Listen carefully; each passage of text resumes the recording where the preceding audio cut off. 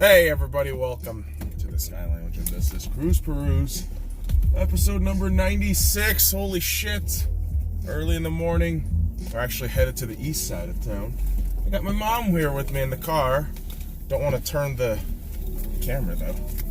We'll turn the camera. Say hello. Good morning, everybody. everybody. There you go. There you go. It's a good morning here in Las Vegas. Very humid, very disgusting. Boy, oh boy, it's what, like 100 something degrees in a day, 30 some odd % humidity. I know you motherfuckers aren't coming in here for a weather report. I know this isn't weather.com. This is the SkyLounge, where I talk bullshit and bullshit sports. And you know, the whole thing is, because it's the off season for a majority of the sports that we watch here, boys and girls, it's a very slow news week, slow news day. But something that kind of broke the internet in the football world, not, American football, okay, I'm talking about world football, soccer. It actually involved Arsenal, funny enough. My Arsenal players had a bit of an incident there in London yesterday where Mesut Özil, one of our players, was getting carjacked, supposedly, and fellow Arsenal player S.C.Y Kolasinac comes to his rescue. And seriously, if you watch this video, the great thing is S.C.Y Kolasinac he beats the shit out of the attempted hijacker / robber. And it just goes to show you, and the dude's from, I believe, Bosnia, and you just begin to wonder, like, you don't fuck with Eastern European dudes, man. All right, this is why Premier Leagues and a lot of football leagues hire these Eastern European cats. Because them motherfuckers are tough. They are tough motherfuckers. Because Kolasinac, okay, and again, I'm dissecting this, really shitty security camera, but Kolasinac goes in swinging. He just goes in swinging. He doesn't give a fuck. He's a big brute. He just went in. And I had to say, watching that, I thought, okay, say it. If you can bring this kind of intensity to the football pitch, which you do, and if you can help others translate that kind of anger, furiosity, and ferocity, and temperament to the football pitch, hey, maybe we can actually win some fucking matches, And I'm saying that as an Arsenal fan who, God forbid, I want Arsenal to win something, before I die in my life. Holy shit, man. Like, do you understand how bad Arsenal has always been? Actually, no. They haven't always been bad. But when I've been following them, they haven't been spectacular. They've been alright. And so, with this bit of news, I hope it kind of sparks some sense. It shouldn't really scare some sense into anybody. This was kind of, okay, like the reality of this situation. Let me just, take off my conspiracy hat, not my literal hat, and just say, yeah, listen, the bottom line is Özil and Kolasinac are safe. That's the important part, right? And those assholes who are trying to carjack Mesut Özil, you motherfuckers got it coming. You motherfuckers got it coming. So don't fuck with Kolasinac. That's all that shit is. And boys and girls, like I say, it's a very slow sports news week. Not a lot of craziness going on, right? I mean, I wish there was. For the love of God, it's like the end of July is kind of the worst. I mean, any kind of summer months when there's no soccer tournaments, it's kind of the worst. July's no exception. Although there are interesting things going on around in the sports world, like the Red Sox and the Yankees. They had our game yesterday. Red Sox beat the Yankees 19-3. 19 fucking runs. That is the most runs that has been scored in their rivalry. Which I feel like I needed to just say it. I just needed to say it because all y'all Yankees fans, man, like, the fuck? Getting hyped up for nothing, man. Like, relax. Okay? Y'all have money. You haven't really done it with the squad yet, so shut the fuck up, relax, chill out. And listen, this is my early morning shotgun spread to everybody. I don't fucking care. That's early morning salt. You don't get coffee with me, you get salt. Okay? And that's kind of the bottom line here. And really, what else is the bottom line? A lot of salt, in another segment of sports, which I really did transition that pretty terribly. That was pretty bad. But it's okay. You know why? Because the NFL training camp is going around. That's right, boys and girls. We talked about this yesterday. We fanboyed yesterday about the fact that, yes, the NFL training camp is going down right now. But there are also holdouts. Hence the salt. Hence the salt. Well, names that are huge in these holdouts right now are Melvin Gordon and Ezekiel Elliott. I know Michael Thomas is one of those names, but supposedly the New Orleans Saints are trying to work out a deal with Michael Thomas to make him supposedly one of the highest paid wide receivers, which is nuts. Michael Thomas isn't bad. He's not, I don't want to say he's not great, because he's fantastic for what he does, but could that be attributed to how good of a quarterback Drew Brees is? That's the real question. And I know some Saints fans will argue that, yes, separately, he is a fantastic wide receiver and that he can elevate the game, but we just don't know. I mean, again, he's fantastic when he needs to be. But I feel like that could be predicated also on how well Drew Brees does.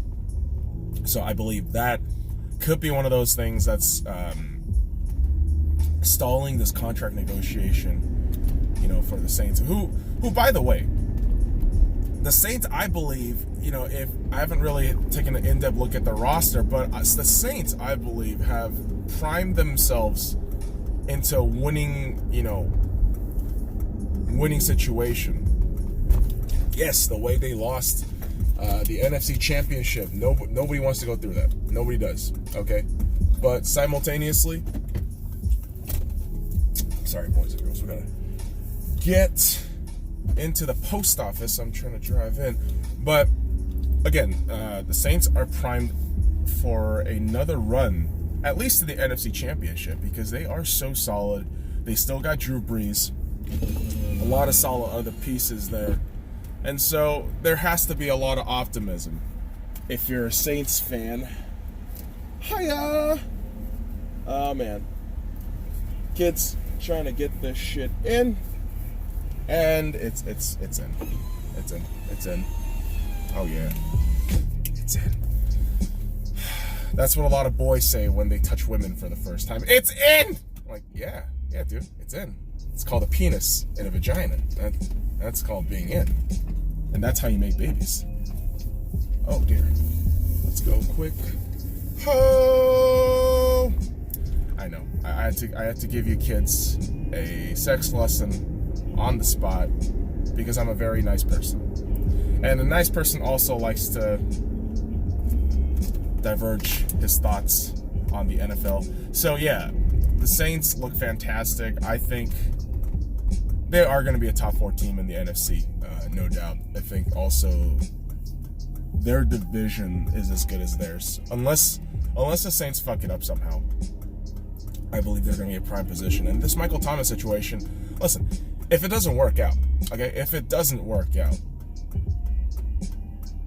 you still got Drew Brees. That's also the bottom line. You still got Drew Brees. Now, the other two guys' situation, this is critical. Let's look at the Melvin Gordon situation. And again, boys and girls, I'm actually just kind of talking about this off the top of my head. I don't know the salary cap situation. I don't know the personnel situation with the Chargers. But the reality of their team is this too, right? You had one of your best seasons being mostly homeless as a team last season. You guys were incredible. The way the Chargers went on their runs, especially in away games, you couldn't stop them. Their offense was potent, and it has a lot to do with how Melvin Gordon was commanding that field, and it was fantastic to watch. The problem now becomes how much do you pay Melvin Gordon, right? Supposedly he wants a lot of money. I don't blame him. This kid is uber talented. He's got so much swag to his game. And honestly, because of the dynamic of the quarterback and running back in any team, you have to really think about the context of the Chargers right now. Right now, the Chargers has a quarterback that is basically just a couple of years into retirement. Like in a couple of years, he is going to be talking about retirement. Because Phillip Rivers is pretty old. He's not young. Okay, he's no Patrick Mahomes. He's no, Mitch Trubisky. I'm talking about age. I'm not talking about skills. I'm talking about age. He's not young anymore. And so when you have a Melvin Gordon who is relatively younger, much younger,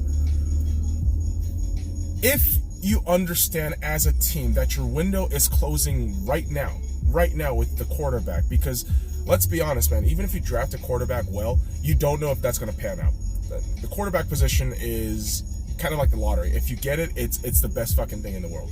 If you don't, typical shit, right? So with the small window that you have with Phillip Rivers, you want to have Melvin Gordon there in tandem. Now, again, bringing forth all the things that Melvin Gordon has been able to do into light, you're going to have to pay him a lot of money. And I don't understand how the Chargers salary cap situation is right now, but again, you pay the man. I've seen Melvin Gordon play last season. They actually played against the Seahawks, I believe. Oh boy, was it? I think it was right before the London game against the Raiders. The Chargers came to Seattle. We got our ass beat because I think Russell threw like 1 or 2 interceptions, I believe, if I'm not wrong. And it did not turn out pretty. But that's when I knew, wow, like the Chargers are solid, and they got their dick punched. They got their dick punched by the Patriots in the divisional rounds, but hey, it was a huge progress and a step up, and I believe Melvin Gordon can be the recipe that can, push them over that edge. But who the hell knows? Who the fuck knows? Because the Chargers are still homeless. They're still gonna be fucking homeless. Think about this, man. The Chargers are going to be playing in Los Angeles, renting their home. Okay, they're going to be they don't own their home. They're renting. They're renting their home from the cocksucker known as Stan Kroenke in his new stadium that is going to be housing the Rams. And God fucking forbid, Spanos wants to build a new stadium. No fucking fan of the Chargers in their right mind wants to give them that goddamn money. All right? Why? You fucked over the team so many goddamn times throughout the years. Like, why the hell would anybody want to trust you at this point? That's crazy, right? Like, I'll give you an example. If you have a boyfriend, right? If you're a girl, you have a boyfriend. He's been cheating on you every fucking time you catch him sleeping with other women. You're not gonna fucking stand around unless you're a psychopath. Unless you're a psychopath, you're gonna be, I love you, baby. Like, no, get the fuck out of here, you cheating bitch. Fuck you. The same thing with Spanos. Like, I'm pretty sure Chargers fans are sick of Spanos. That dude is a piece of shit in terms of how he treats a team. And there are some real piece of shit NFL owners, man. There really are. And I know Jerry Jones gets a lot of shit. I know he does. He does a lot of questionable shit. He throws a temper tantrum. But the reality of what Jerry Jones is a financially savvy business owner. That's what the fuck he is. Because time and time again, year after year after year, guess who is the #1 franchise in the Forbes 50 list? Almost every single year these last however many years. I believe like 7 or at least a decade. It has to be at least a decade. It's the Dallas Cowboys. Based on the 2019 listings on Forbes top 50 teams, top 50 sports franchises, Dallas Cowboys are evaluated at $5 billion. And if you don't think that's Jerry Jones, and of course, it's not just Jerry Jones, but the reality of what Jerry has been able to do since he bought and purchased the team in 1989 is elevate the brand name to a global standard and have this brand reach out all throughout America. Right? I mean, that's if you're valuated at $5 billion and you have exceeded the number valuation for worldwide teams like FC Barcelona, Real Madrid, you're doing something right. You're doing something absolutely right. And again, you can hate on Jerry Jones all you want, but that's the reality of Jerry Jones. Now, the curious part when we're talking about Jerry Jones and the Dallas Cowboys is their contract situations. Everyone talks about it. The Cowboys are America's team, so ESPN, Fox Radio, everyone's got to talk about it. But when we talk about it, my curiosity stems from the fact that I've watched these guys play live. Okay, I've went to Dallas last year in October. I got to watch a game live at AT&T Stadium. Shout out to Dallas and AT&T Stadium. Wonderful stadium out there. Absolutely gorgeous. And yeah, listen, I'm a Seahawks fan, and yeah, I know I shouldn't like the Cowboys, but I don't really hate the Cowboys. I'm not like those people. I just genuinely don't find them that annoying. Yeah, some of the fans are dickheads, but that's any fan base, really. That's any fan base. But I had a great time when I was there, and fucking sue me. I actually don't mind Dak. I actually like Dak as a quarterback. I like what he brings. Is the skill a little lacking relative to what people want from him? Yes. He's not super elite. But guess what? He's a quarterback that's solid and will get you there. Sometimes that's the important part. There are quarterbacks that can't even do that. Blake Bortles, he's fucking terrible. I saw that game, Jacksonville versus Dallas, in Dallas. That was an awful game from the fact that I had to watch Blake fucking Bortles. He was awful. And the reason why I'm mentioning Dak right now is you have to pay Dak. Okay, you have to pay Dak. It doesn't fucking matter what he's demanding right now. I know 35 is a lot. I know $35 million is a lot for a quarterback. But if the Dallas Cowboys can somehow settle for $30 million with Dak, I think they'll do all right.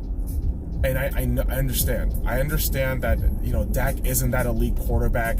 He's not Aaron Rodgers. He's not Russell Wilson. Hell, he's not even Drew Brees nor Ben Roethlisberger. Okay? But guess what? Dak is the quarterback Dallas needs. Dallas has needed a quarterback like this for so long, and I know people love Tony Romo. I've met Cowboys fans who gush over Tony Romo and how, he was pretty much ousted, right? But again, you got to pay Dak. You got to pay Dak. You got to pay Dak in order to keep that Cowboys line up fairly squared up. And I know you still got that Amari Cooper situation, because Cooper is the best receiver Dak has probably played with. And now with the Zeke situation, right? Here's the issue with the Zeke situation. I'm half and half with Zeke, where I really don't care for his off-field bullshit. I really don't.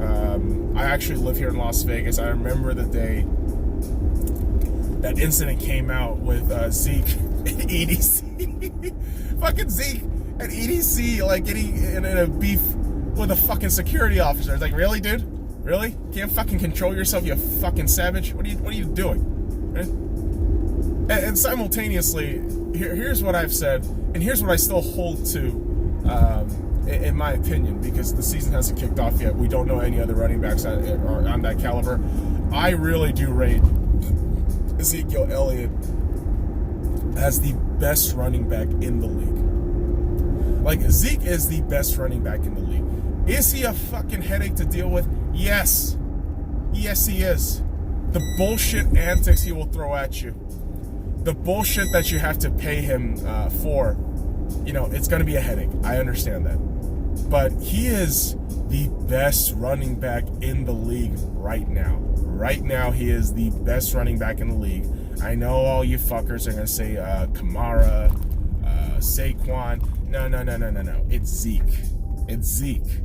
So, like I say, I'm very half and half. I don't really care for stupid locker room behavior, stupid off the field antics, but you need to pay Dak, and you also need to pay Zeke.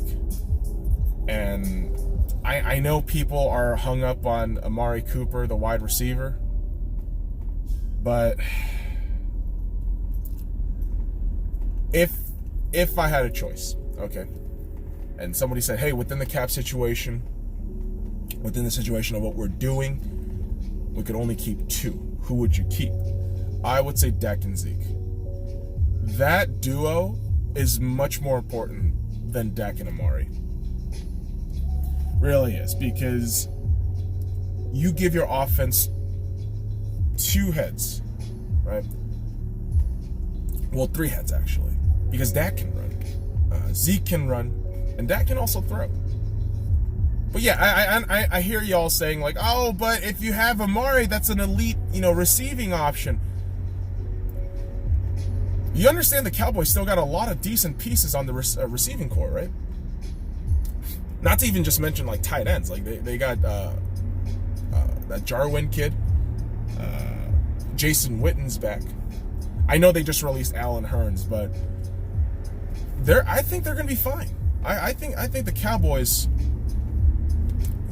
despite this whole contract situation, they're going to be fine.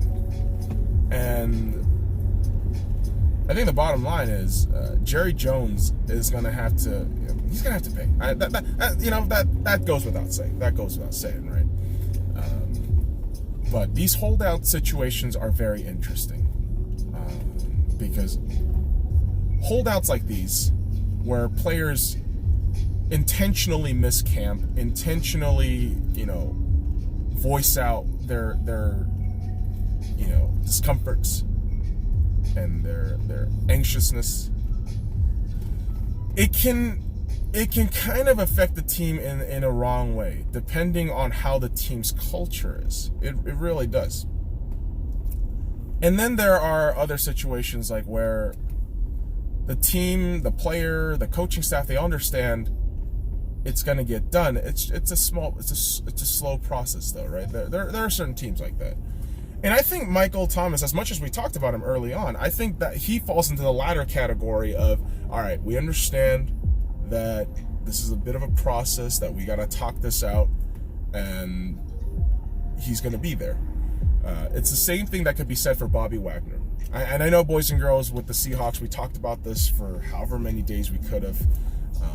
But hey, it's training camp. We got to talk about Seahawks, okay? And yeah, training camp began, and although Bobby Wagner is not participating in any practice, he is physically there at the camp, spiritually, emotionally there for all the team members. And I love what Pete said in the press conference yesterday. He said, listen, Bobby might be going through, I'm not quoting him exactly, I'm paraphrasing here. Bobby may be going through this contract holdout thing right now, but the reality of what Bobby does is he's a man who's going to be there when the team needs him. And the team understands right now, too, that this is a situation that's going to work itself out. And Bobby is going to hopefully remain with the Hawks. That's my whole thing. That's really my whole thing. I'm glad all the reports that are coming out from the Seahawks camp, NFL, the talks are positive. The talks are very positive. The contract talks are going really well. And mind you, Bobby Wagner has no agent or representation. He is representing himself. And I don't see what the hell's the big problem. I really don't. Because Bobby Wagner, and again, I've said this, Bobby Wagner is the best linebacker in the NFL right now. Right now, Bobby Wagner is the best linebacker in the NFL. You have to pay him. Okay. And I know the Seahawks, I'm pretty sure the contract right now is just trying to finesse themselves into a comfortable spot in terms of salary cap and all of that to make sure Bobby gets his money and we're able to keep him. Because the talks from what Pete is saying is, we all obviously love Bobby, but we need to find a viable situation for both sides to keep not only Bobby's mentality, competitive, which it's a given. He's always going to be competitive. He's going to bringing 100%, but to have a contract that's not detrimental to the team, to make sure that this move can help out the team in the long run too. And not just stifle us, like certain contracts you've seen from other teams where it becomes an albatross and it just fucks them over. I would say, and it's a different position, I know, but Kirk Cousins. Kirk Cousins is abjectly one of the most mediocre ass quarterbacks, and yeah, if you want to fucking defend the guy, go for it. I don't care. Kirk Cousins, as far as I've seen. The guy is serviceable, if not decent, but you don't build a fucking franchise around him, and you don't give him the amount of money the Vikings gave him.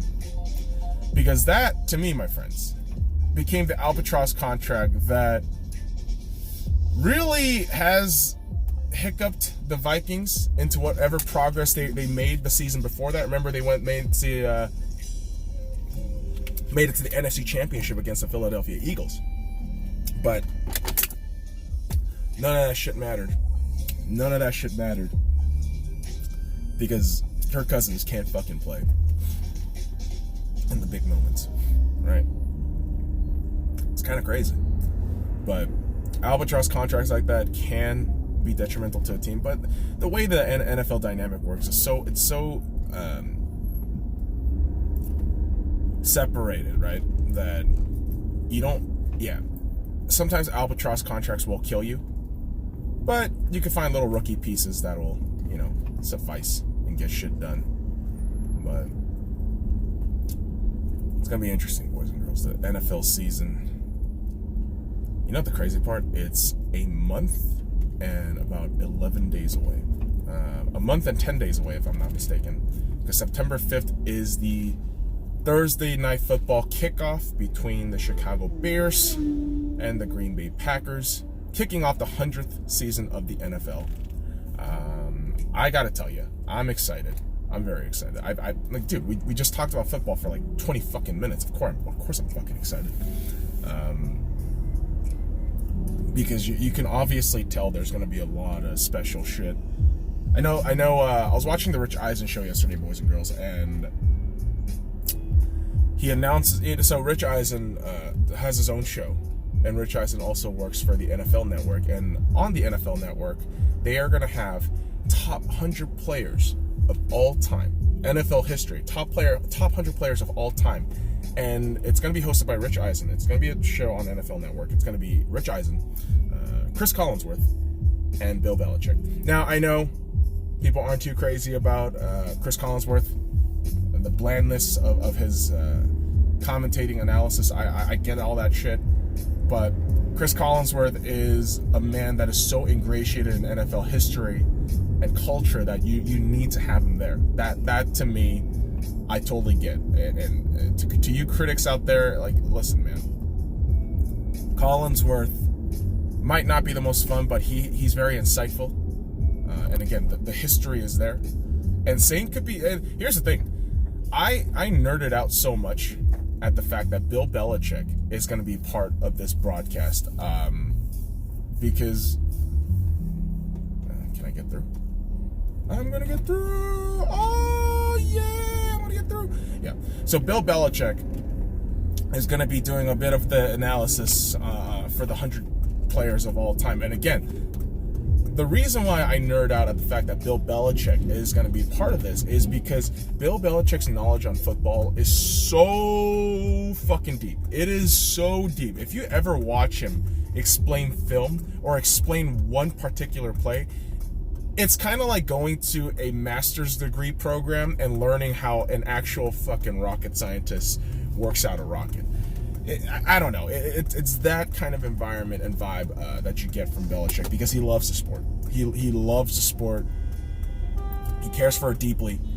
And when you care and love something so much like that, when you explain it, it's intoxicating, it's teaching, it's insightful, it's enlightening, and again, I can't wait. Can't wait to hear some Belichick lectures, man. I'm gonna be like a fucking schoolboy, notepads out, like, oh shit, that's hey Dick Butkus, man, fucking oh boy, Johnny Unitas. I know they're going to be talking about a lot of those cats. Jim Brown. I know Paul Brown's a coach. They're going to be talking about Jim Brown. They're going to be talking about Walter Payton, Mike Singletary, all these guys from the past that are going to be on that list. I'm telling you, there are some certain names that they're going to be on that list. Joe Montana. I would be hesitant to say Jim Kelly, but yeah. Lawrence Taylor, fucking Christ. There's going to be a lot of these great cats that are going to be analyzed. And for some NFL fans, this is going to be the first time you're going to be watching their tape. Because I'll tell you one thing. I'm a huge NFL fan now, right? I've been a fan of the Seahawks since 2015. And the first 2 years, I wasn't really too crazy about football. I wasn't really that guy that was gonna, invest this time week after week into a team to learn about the sport, because I was a lazy cunt. But over the last 2 years, I've been studying, been watching more of the sport, and yeah, the important thing is to learn the history of the sport, and you learn about some of these old players and these old teams, and you get a finer appreciation for the sport. Because, where the teams are now, they're all coming from how it used to be, what the teams were, right? The past. So you have to study the past in order to really appreciate the present and, look out for the future. And the NFL certainly has done that within the 100 years of existence. And yes, I complain about the NFL a lot. I do. There are moments and days where I just think some of the decisions that they make are really fucking dumb. But at the end of the day, a lot of these sports that I complain about, as a league in general, it's double-sided. And on one side I'll complain, but on the other side, Sunday night, Sunday morning, whenever, football's on, I'm going to be on the couch, popping open a beer. Maybe rolling a fucking blunt, smoking it up, watching football. Yeah, that's America's sport, baby. That's America's sport, and it's delicious. Jesus Christ. Now, kids, we talked a lot about the NFL. Yes, we did. That we did. Okay? So again, football season is upon us. Preseason is actually about 13 days away. Which is crazy. I know. We're only that much closer to football. And the one thing I already know, as somebody who lives in Las Vegas, the casinos are going to be very busy. Lots of gambling folks out there. Lots of people who are going to be pissed off losing money because of miracle plays and bullshit like that. And it happens. It happens throughout the season where certain teams, where you don't even project them to do anything, they just go on this incredible run. Last season, seriously, the Colts, after a 0-6 start, was it 0-6? Yeah, they went on a 10-game winning streak. Dude, you just don't know what the hell's going to happen. And that kind of unexpectedness and really depth and parity of the NFL makes it such an interesting league. And I you know what? I feel like one of those people. I feel like the fucking mall. Right when December 1st hits, those malls that play all those Christmas songs. It's the most wonderful time. Yeah, I feel like those fucking things. Like, I know we're still a month out, but I'm gonna be playing all the goddamn NFL hits because fuck you, Logic. We're in NFL mode now. So, boys and girls, just about done here. And I'm going to go ahead and turn this off. So follow me at the Sky Lounge and all links in the description below. Like, comment, subscribe for more daily content.